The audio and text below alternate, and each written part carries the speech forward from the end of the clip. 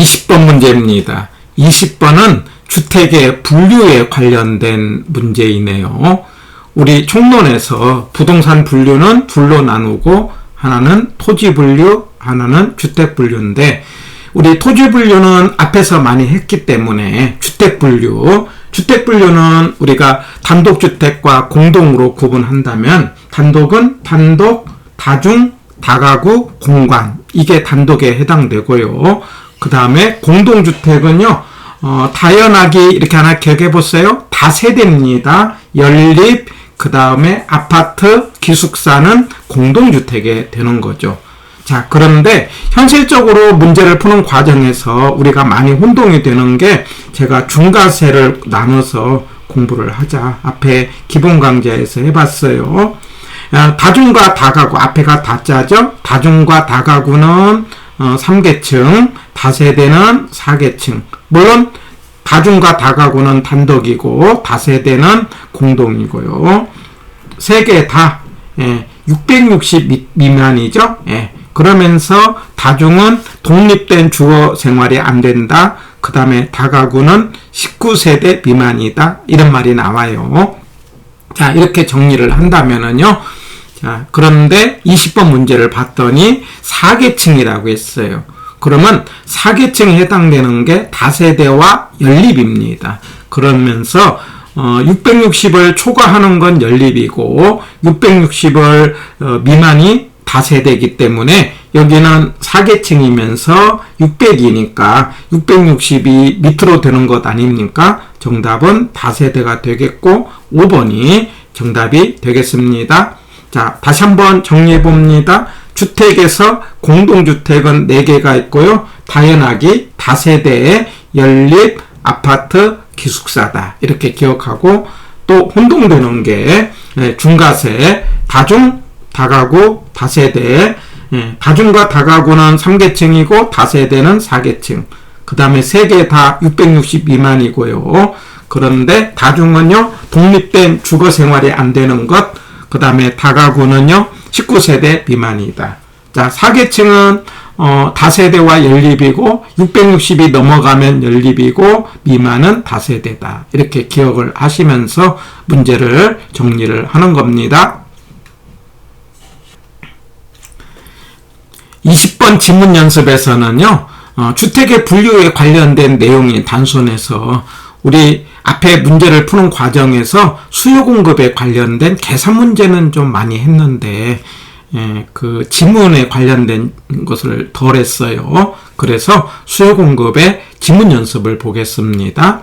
자, 1번과 2번은 공급에 관련된 내용인데 우리가 수요 요인, 공급 요인 이런 말이 있어요. 일반적으로 소득이라는 말이 나오면 수요 쪽으로, 그 다음에 생산 요소라든가 기술이라든가 이런 말이 나오면 공급 쪽으로 문제를 푸는 겁니다. 그리고 뭐 금리라든가 정책, 세금 이런 것들은 다 수요 쪽도 공급 쪽도 영향을 주는 것. 자, 그런데 1번은요. 토지의 공급은 두 개가 있어요. 물리적 공급과 경제적 공급. 물리적 공급은 부증성이다. 더 이상 만들 수가 없다. 그래서 수직이다. 그런데 경제적 공급은 용도 전환이다. 그래서 토지 1번에 가서 용도의 다양성은 경제적 공급을 말하고 경제적 공급을 나타내는 공급 곡선은요. 우리가 우상향 이렇게 기억합니다. 이거 대단히 중요한 거예요. 해가지고 토지의 경제적 공급은 우하향이 아니고 뭐라고 한다? 우상향. 오른쪽 가면서 올라간다. 이 그림을 말한다는 것. 1번 대단히 중요하고 경제적 공급은 우상향. 자, 2번 주택 가격이 상승하면 주거용지 공급이 감소한다. 이거 틀렸는데 우리 주택 가격이 올라가면 공급 쪽에서 생각하면은 주택의 공급이 늘어나죠. 그러면은 주택의 공급이 많아지려고 한다면 주거용지 공급도 증가된다 해야 돼요. 감소가 아니고 증가. 이렇게 해서 2번도 X가 되는 겁니다. 3번, 4번, 5번은 우리 수요 공급을 하다 보면은 대체제와 보완제에 관련된 내용을 우리 수험자들이 처음에 하시는 분들이 좀 어려워해요. 그래서 3번, 4번, 5번 대체제와 보완제에 관련된 지문들을 모았습니다. 우리가 일반적으로 대체제, 보완제 이런 말이 나오면은 물건이 두 개일 때죠. 그래서 A와 B 두 개의 물건 가운데서 바꾼다, 바꿔 쓴다. 그러면 대체제. 바꾼다는 건 전철 안 타고 버스 탔다. 그러면 대체제죠. 같이 간다. 그러면 보완제. 커피 설탕 이런 개념은 보완제인데 시험 문제에 나올 때 바꾼다는 것은 A의 수요, B의 수요, 수수가 마이너스예요. 보완제는 수수가 플러스예요. 예, 그런데 우리가 문제를 풀기 위해서 제가 4개를 기억하자. A와 B에서 말하자면 가수는 플러스, 가가도 플러스, 수수는 마이너스, 그 다음에 가공이 마이너스다. 이렇게 다시요. A와 B에서 가수는 플러스, 가가도 플러스, 수수는 마이너스, 가공이 마이너스. 여기서 A와 B에서 가수라는 건 A의 가격과 B의 수요. 그 다음에 가가라는 건 A의 가격과 B의 가격. 수수라는 건 A의 수요와 B의 수요. 그 다음에 가공은 A의 가격과 B의 공급을 말하고 항상 플러스는 같은 방향, 마이너스는 반대 방향. 자, 이 4개를 기억하고요. 대개 가공이 마이너스는요 아직 출제가 안 됐는데 여기까지 기억을 해서 가수는 플러스, 그 다음에 가가도 플러스. 물론 이때 가가는 수요 쪽을 말합니다. 수수는 마이너스, 가공이 마이너스인데 그래서 문제가 나오면은 이 4개 중에서 어느 쪽과 관련된 건가를 판단을 하는 거죠.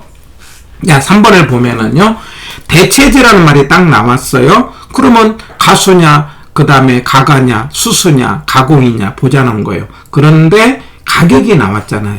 그러면 가수냐, 가가냐 둘 중에 하나입니다.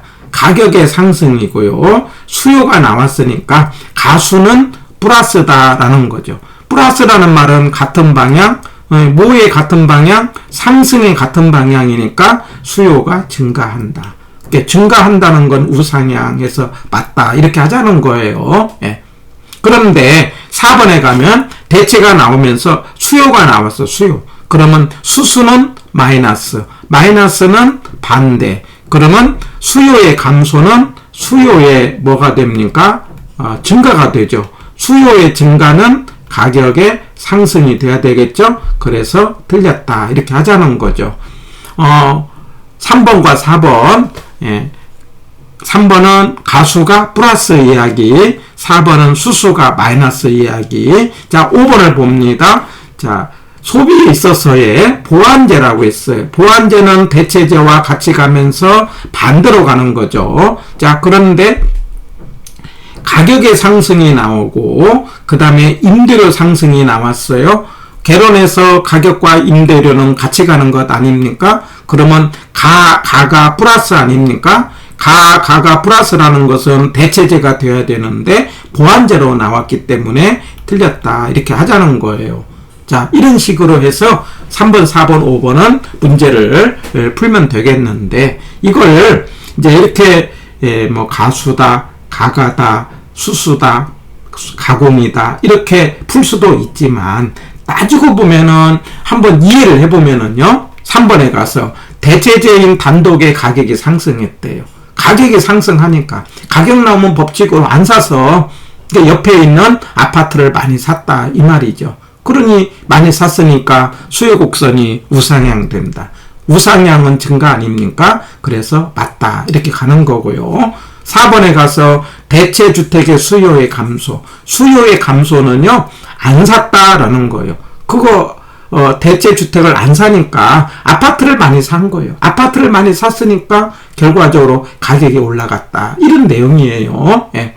그 다음에 5번은 보완제니까 같이 가는 거예요. 그러니까 보완제 가격의 상승은요, 우리가 소비니까 일반적으로 법칙으로는 어떻게 됩니까? 그 물건 이제 안 쓰는 거죠. 안 쓰니까 수요의 감소고, 수요 감소는 어떻게 돼요? 같이 이제 우리 쪽의 수요도 감소입니다. 같이 간다는 건 수수가 플러스로 간다는 거예요. 그래서 임대료도 하락이다 해야 되는 거예요. 자, 5번이 조금 어려운 지문인데 우리가 문제를 빨리 풀기 위해서는 가수는 플러스, 그 다음에 가가는 플러스, 수수는 마이너스, 가공이 마이너스인데 연습을 하셔서 문제가 나오면은 이건 가수 문제냐, 가가 문제냐, 수수 문제냐 이렇게 풀어가시면은 좀 더 빨리 문제를 풀 수가 있어요. 대단히 중요하기 때문에 앞에 있는 기본 강좌를 통해서 한 번 더 확인해 보시기 바랍니다. 자, 6번입니다. 6번은 탄력성에 관련된 문제인데, 우리 탄력성 그러면 수량의 변화 이렇게 하자고요? 그런데 그 수량을 변화시키는 요인이 가격이다 그러면 제가 가탄이라고 하고요. 만약에 소득이다 그러면 소탄이라고 하고요. 다른 물건의 가격이다 그러면 교탄이라고 하고 이렇게요. 그리고 공식은 가탄은 제가 수가다. 물론 이게 퍼센트입니다. 가탄은 퍼센트예요. 수소는 위에가 수량이고 밑에는 소득일 때는 소탄이죠. 교탄은 수가인데 위에가 수량이고 밑에가 가격인데 물건이 다를 때는 교탄이 되는 거예요.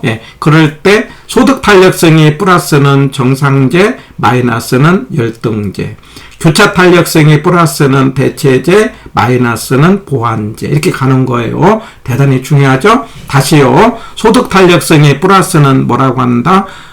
소탄은요, 정상제, 마이너스는 열등제. 교차 탄력성의 플러스는요, 대체제, 마이너스는 보완제. 이렇게 기억하고요. 그 중에 가탄은요, 기본이 수가인데, 이걸 말로 표현할 때 분모가 우리가 뭐뭇에 대한 그런 분모를 먼저 해야 되죠. 그러면 가격 변화율에 대한 수요량의 변화다 해갖고 6번은 반대입니다. 이렇게 이제 말로 표현할 때 수요의 가격 탄력성은 가격 변화율에 대한 수요량의 변화의 비율이다. 이거 반대로 됐다는 거, 이 말이. 해서 6번은 X.